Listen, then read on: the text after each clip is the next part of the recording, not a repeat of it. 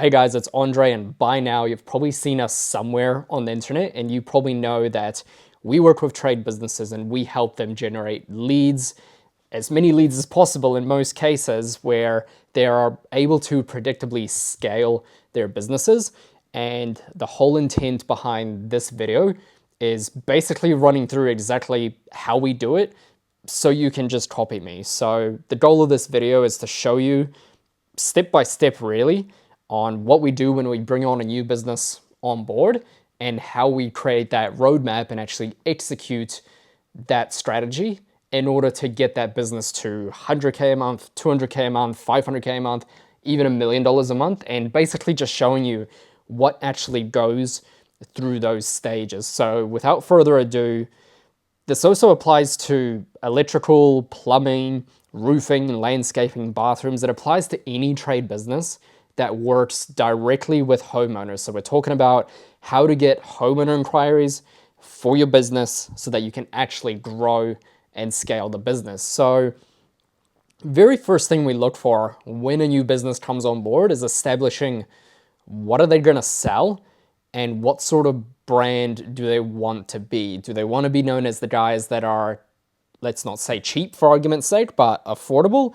Or do you want to be the more premium provider in your local area? And that's really important because if you want to be cheap, for example, you want to portray to people that you are an affordable service so that you attract those sorts of people.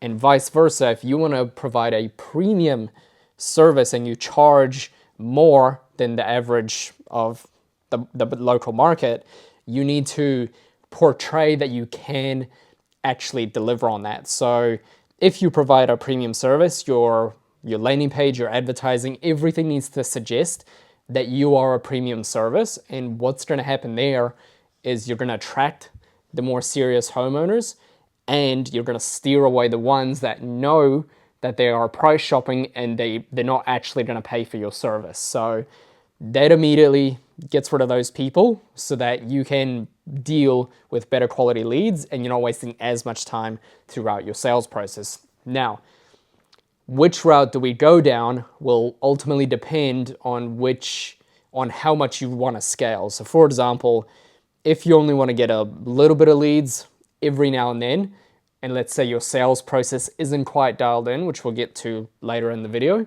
you may as well just go for Google Ads. Now, depending on where you are, Google Ads is expensive, but trust me, you can get that cost down, those costs per clicks that are so expensive in some areas.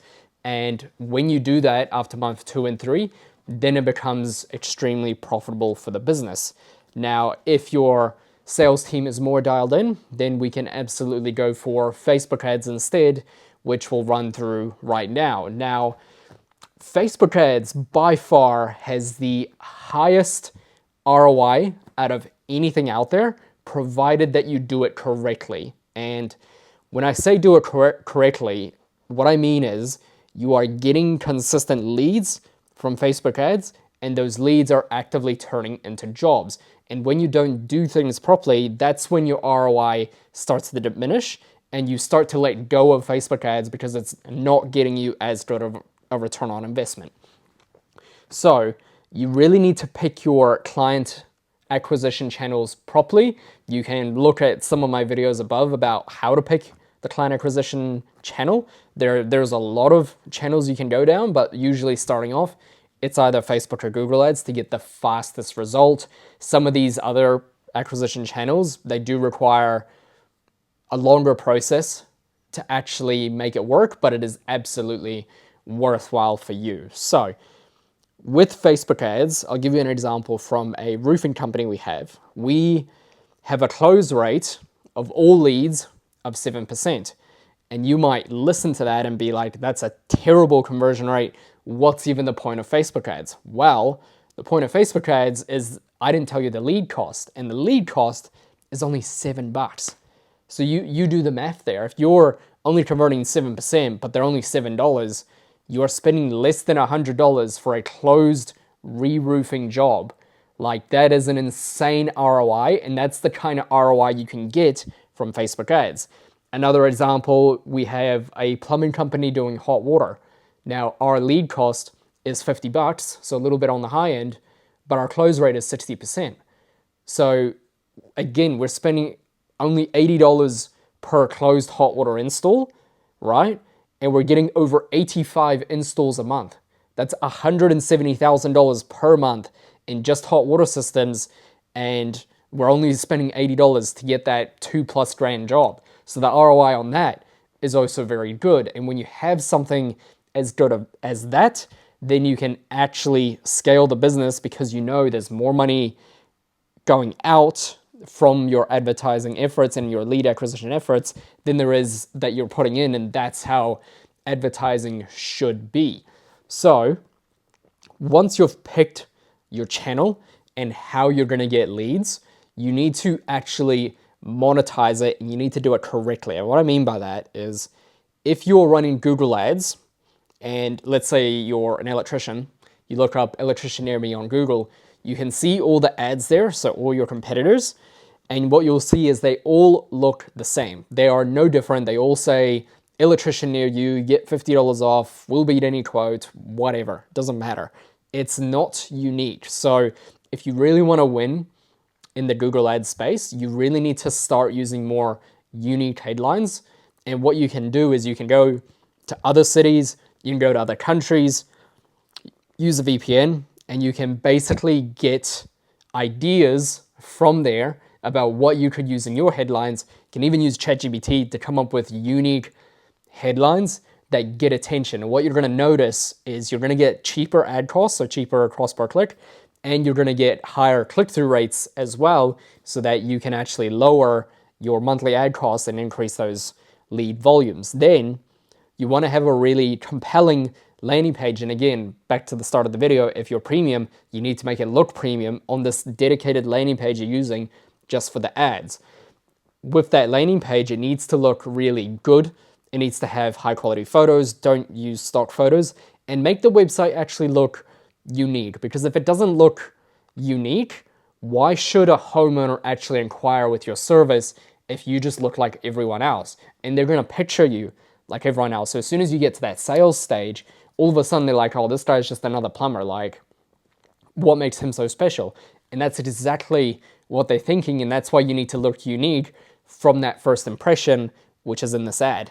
And the same goes for Facebook ads. You really want to come up with some sort of compelling offer that will actually get people to inquire, because you have to remember, people are doom scrolling on Facebook and Instagram. They're not there to actually buy your service. They're there to be entertained. So if you can entertain them with a really good video and actually offer something that solves the problem, now all of a sudden you're getting a lot of inquiries for a really cheap price. So example of this, I have an electrician we're running ads for. He made 10 grand in his first week selling $200 smoke alarm packages. So the ad was, get your smoke alarm replaced or installed for $200 off. He will go to site and he will upsell anything else that he can find wrong with the house once he has sold that smoke alarm. So I will get messages from him basically saying that he's sold $5,000 installs with switchboards, lighting, whatever it might be, all from a $200 smoke alarm. So what's also very important is having the right money model in place.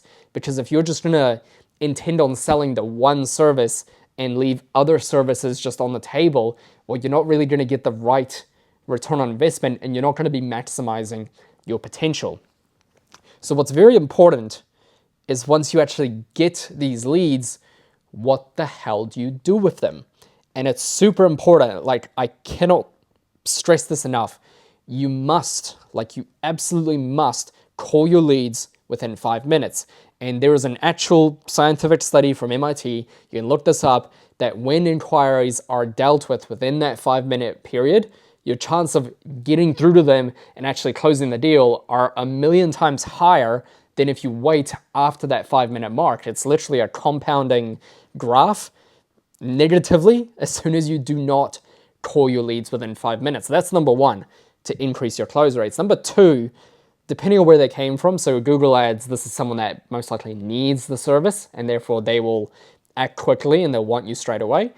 Facebook ads, they need to be convinced about your service. And what I mean by that is you have to ask them deeper questions as to why they are actually wanting your service. So really good example is bathroom restorations that we're working on at the moment. These are people that have mold in the bathroom, maybe the shower or the bathtub is leaking. So when they inquire, they usually don't have a major problem, but they have a problem that's arising. So you need to change your sales script. By the way, you should have a sales script, because if you know that something is working with your homeowners, you should be repeating it and reaching to maximize those close rates. So when you first call this customer, you need to say that, hey, we saw you inquired from this platform. We were just wondering what was the reason for the inquiry, right? And then they will give you the reason for the inquiry, and then you need to delve deeper as to why it's important to them to actually solve this issue. If you don't do that, you will close less deals because you're more or less being an order taker. You are a McDonald's worker. Someone wants a Happy Meal, they're going through the drive-thru and you're like, okay, here's a Happy Meal. It's the same story for when you're doing the bathroom restorations or any service on Facebook ads.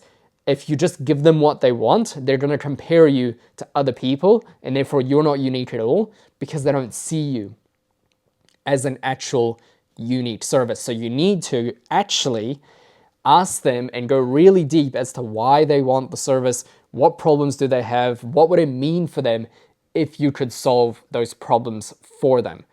So when you're in the sales process, you need to nurture the lead a little more, because again, you don't want to be like everyone else. So what we normally set up, and you can do this too, is we normally send them an email template with all the client testimonials from Google reviews, as well as video case studies that we have. So that's all in a nice welcome email saying, thanks for your inquiry. We aim to get to you soon, blah, blah, blah. Doesn't matter. We want them to see that our reputation is very high and we have extremely high standards with the services that we provide. At the same time, we can send an automatic text, and I recommend testing this because it works for some businesses better than others and some industries as well. You want to send them that text basically saying, hey, Sally, it's Antoinette from ABC Plumbing, just so your inquiry come through, just so we can speed up the inquiry process. Just wondering what were you hoping to get out of our phone call today? Rough example, but you more or less get the point. And when people see that, they're more inclined to actually engage with you because you're going out of your way to engage with them, and therefore the prospect is going to feel like they are actually more valuable than every other plumbing company that just does nothing, or they don't call back for X amount of time. It doesn't matter. But what does matter is making sure the sales process is dialed in so that you get to customers straight away. You go through that sales script that you know is working to make sure you're increasing those conversion rates. And for the leads that are dropping off, you need to actually make sure that they are followed up. So for whatever reason, they're at work, they tell you to call back 2 hours later. You make sure you call back 2 hours later. I can't believe how many times I see this, but I'm making videos for Instagram, basically stress testing companies' callback times.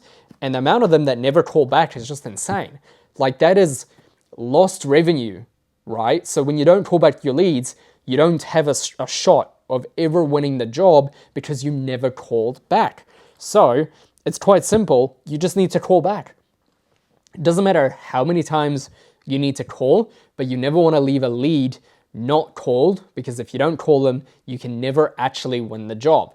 Now, for the leads you don't win, and the leads you do win, you want to make sure that you're asking for a referral whether or not you win the job, and at the same time, you want to incentivize them to give you that referral, and we call this maximizing based on our existing database. So we want to maximize the return on investment by making sure our existing database we've already paid for is really squeezed for as much as it's worth, because what you'll find is these people will have a friend, a neighbor, or whatever, and they will actually be more than happy to recommend your service as well as in the event that you actually give them an incentive to do so. And we find this works phenomenally well, especially when you offer things like fuel vouchers or grocery vouchers, doesn't matter. If you have a more premium service and you know your clients won't be as motivated by a grocery or a fuel voucher because they're rich, you can absolutely just do restaurant vouchers. You can do high-end things. You can have a discount for flights. It doesn't matter as long as you incentivize them somehow to actually give you that referral. When you give that referral, people are just so much more inclined to actually give you that referral when you give the incentive. So that's one way of maximizing your reach, and you will find you get a much higher return on investment because you've already spent the money on the lead.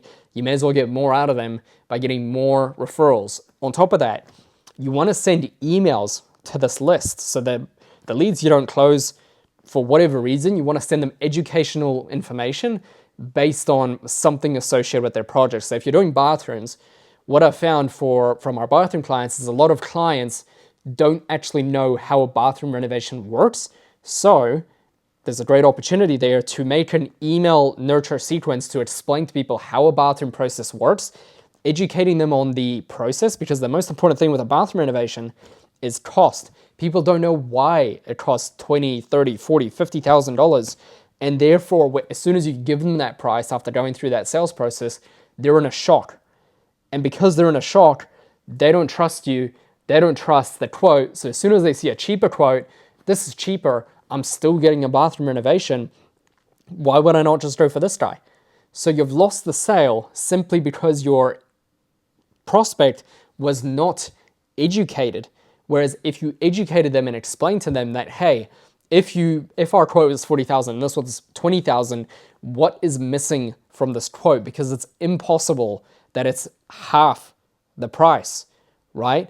Some people just see price and they'd be like, okay, it looks the same, I'm just gonna go for that one. So you really need to educate your audience to make sure they know that, hey, yes, it's cheaper, but you're missing out on X, Y, and Z, and it's clearly outlined here in the quote, so therefore you're not actually getting the same service, and you might end up actually doing the project twice. That's a really good thing for you if you provide that premium service, as long as you have educated the customer.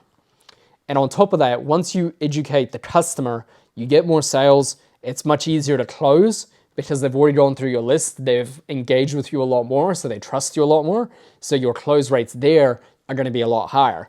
Now, a lot of people get unmotivated when they try a new method of advertising, lead generation, doesn't matter. They get unmotivated because it doesn't work in month one. Now, I can tell you from experience, some clients get an amazing result in month one and some have to wait month 2 or 3. If you are not getting a result by month 2 and 3, chances are you have to cut it, but you can't expect to become an overnight success.